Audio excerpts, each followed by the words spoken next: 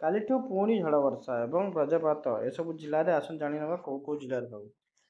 କାଲିଠାରୁ ବର୍ଷା ହେବା ପାଇଁ ନେଇ ବଜ୍ରପାତ ଏଇ ବଡ଼ ଆଲର୍ଟ କରିଛି। ଗୋଟିଏ ଦିନ ବ୍ୟବଧାନରେ କାଲିଠାରୁ ପୁଣି ବର୍ଷିବ ଆଲର୍ଟ କଲା ପାଣିପାଗ ବିଭାଗ। ଝଡ଼ ବର୍ଷା ସହ ପ୍ରବଳ ବଜ୍ରପାତ ହେବାର ସମ୍ଭାବନା ରହିଛି। ତେବେ କେଉଁ କେଉଁ ଜିଲ୍ଲାରେ ଆସନ୍ତୁ ଜାଣିବା।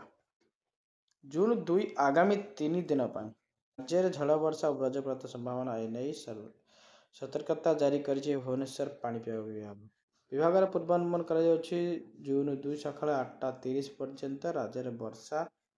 ସେହିପରି ଜୁନ୍ 3 ନବରଙ୍ଗପୁର, କଳାହାଣ୍ଡି, କନ୍ଧମାଳ, ଗଞ୍ଜାମ, ଗଜପତି, ରାୟଗଡ଼ା, କୋରାପୁଟ ଏବଂ ମାଲକାନଗିରି ଜିଲ୍ଲାକୁ ବର୍ଷା ଏବଂ ବଜ୍ରପାତ ପାଇଁ ୟେଲୋ ୱାର୍ଣ୍ଣିଂ ଜାରି କରିଛି ବା ହଳଦିଆ ସତର୍କ ସୂଚନା ଜାରି କରାଯାଇଛି।